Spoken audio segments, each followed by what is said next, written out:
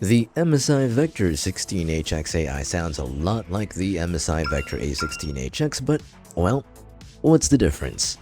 One's better than the other, but which one is it? Well, that's what we're here for today. The MSI Vector 16HX AI is the better laptop. That said, let's just get into the performance you can expect before we talk about the rest of the laptop. We're starting off with a somewhat easy to run game, CS2. 2560 by 1600 with very high settings nets as an average FPS of more than 260 frames per second. Pretty great for those settings, and it's a pretty competitive frame rate too. FH5 or Forza Horizon 5 at the native resolution at the absolute highest settings, and we get an average FPS just nearing 120.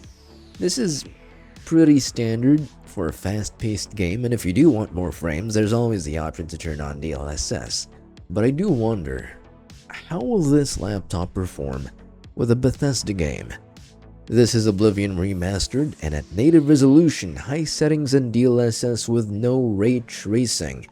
Surprisingly, this laptop performs pretty well with an average FPS of just under 80, which isn't super bad, but again, stutters are gonna be everywhere. This game is just pretty unoptimized, so don't expect a whole lot. This laptop comes with the Intel Ultra 9 275HX and an RTX 5070 Ti with 12GB of GDDR7 VRAM.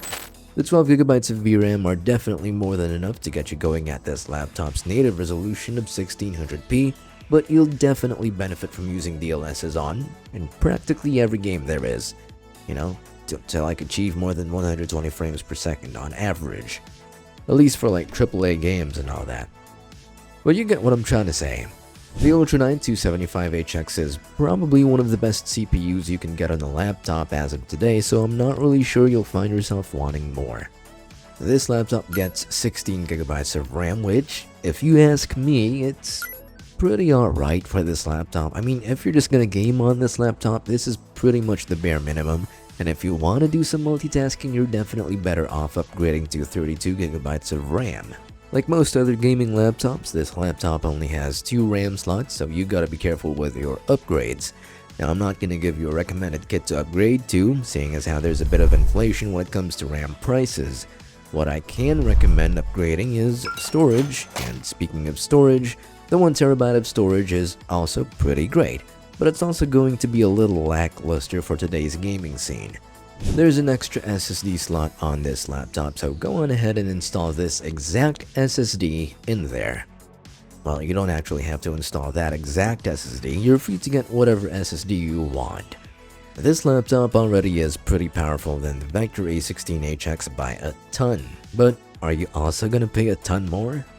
Well, not really.